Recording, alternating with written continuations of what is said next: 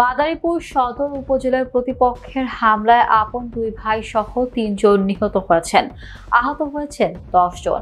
শনিবার সকাল ১১টার দিকে উপজেলার খোয়াজপুর ইউনিয়নের খোয়াজপুর এলাকায় ৬ নং ওয়ার্ডে এই ঘটনা ঘটে। পুলিশ ও সেনাবাহিনী ঘটনাস্থলে গিয়ে পরিস্থিতি নিয়ন্ত্রণে আনেন।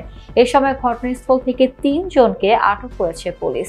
নিহতরা হলেন একই এলাকার আজিবর সর্দারের ছেলে সাইফুল সর্দার ও আতর সর্দার এবং তাদের চাচাতো ভাই মুজাম সর্দারের ছেলে পলাশ সর্দার। পুলিশ, স্থানীয় ও নিহতদের পরিবার সূত্র থেকে জানা গেছে, মাদারীপুর সদর উপজেলার খোয়াজপুর ইউনিয়নের খোয়াজপুর এলাকায় দীর্ঘদিন ধরে একই এলাকার কীর্তিনাশা নদী থেকে অবৈধভাবে বালু উত্তোলন করে আসছেন খোয়াজপুর ইউনিয়ন স্বেচ্ছাসেবক লীগের সাংগঠনিক সম্পাদক সাইফুল সর্দার। আরেক পক্ষ একই এলাকার একই বংশের হোসেন সর্দার উত্তোলন করে আসছিলেন। এ নিয়ে উভয় পক্ষের মধ্যে দ্বন্দ্ব চলে আসছিল। একে অপরকে বালু উত্তোলন করতে বাধা দেয়। এরই জেরে শনিবার সকাল ১১টার দিকে খোয়াজপুর সর্দার বাড়ি জামে মসজিদের সামনে একা পেয়ে সাইফুল সর্দারের ওপর হামলা চালায় হোসেন সর্দারের লোকজন। এই খবর ছড়িয়ে পড়লে সাইফুলের বড় ভাই আতর সর্দার, আরেক ভাই অলিল সর্দার ও তার পরিবারের লোকজন এবং প্রতিবেশীরা এগিয়ে আসে। এসব প্রাণ রক্ষা করতে ৩ ভাই দৌড়ে মসজিদের মধ্যে লুকিয়ে পড়েন। পরে সেখান থেকে তাদের টেনে হেঁচড়ে কোপাতে কোপাতে বাইরে বের করে। এসব প্রতিপক্ষের লোকজন এলোপাতাড়ি কোপাতে থাকে। এতে ঘটনাস্থলে আপন দুই ভাই সাইফুল সর্দার ও আতর সর্দার মারা যান। চাচাতো ভাই পলাশ সর্দারকে গুরুতর অবস্থায় ঢাকা মেডিকেল কলেজ হাসপাতাল নেওয়ার পর মারা যান।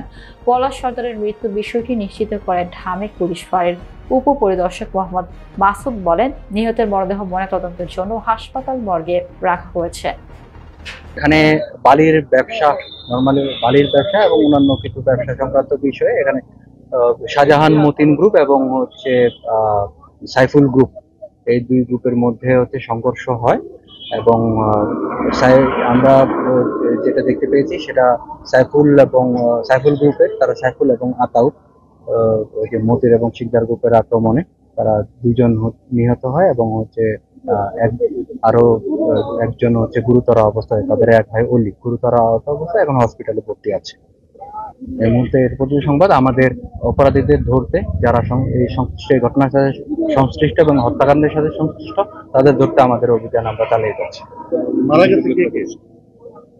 সাইফুল এবং আতাউর। সরি, আশঙ্কাজনক কি আছে? আশঙ্কাজনক অবস্থায় আছে অলি নয়, তাদেরই এক ভাই আশঙ্কাজনক অবস্থায় আছে। এই ব্যাপারে কোনো গ্রেফতার আছে? এ ব্যাপারে আমরা অলরেডি 2 জনকে গ্রেফতার করেছি এবং আমাদের গ্রেফতার প্রক্রিয়া এখনো চলমান আছে। আমরা গ্রেফতার প্রক্রিয়া চালিয়ে যাচ্ছি। মূলত আমরা যেটা জানতে পেরেছি সেটা তাদের ব্যবসা সংক্রান্ত, বালুর ব্যবসা এবং অন্যান্য ইজারা ব্যবসা নিয়ে তাদের এই সংঘর্ষের সূত্রপাত হয়। মূল সূত্র